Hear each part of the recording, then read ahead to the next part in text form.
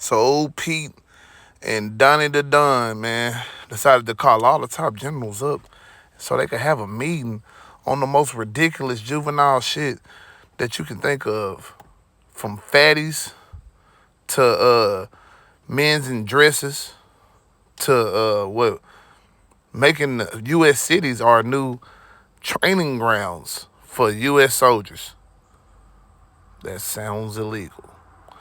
But this is what happens when you have your Secretary of Defense and President ordered off Timu. Submarines. China's third, but they're coming up. They're coming up. They're way lower in nuclear too, but in 5 years they'll be equal. They're coming up. And you don't have to be that good with nuclear. You could have 1/20th what you have now and still do the damage. That would be, that'd be so horrendous.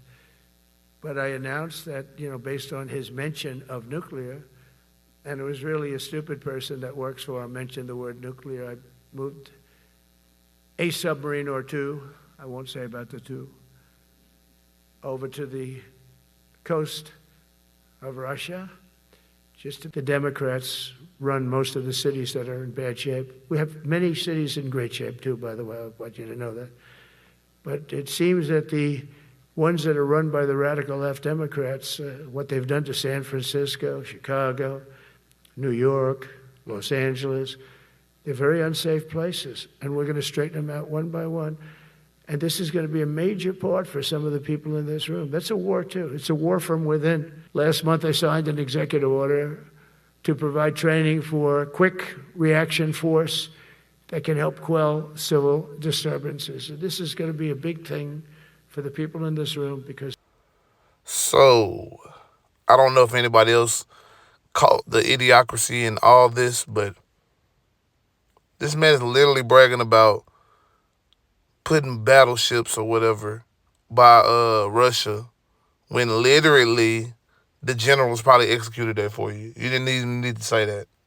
Then look furthermore, you would go on to talk about using the military to quell civil disobedience. But let's be real. You have an abundance of resources at your disposal as the president. Why not use any of those instead of using the military? And then this stupid ass statement about training grounds for the military, or the fact that how difficult the enemy from within would be because they don't wear uniforms.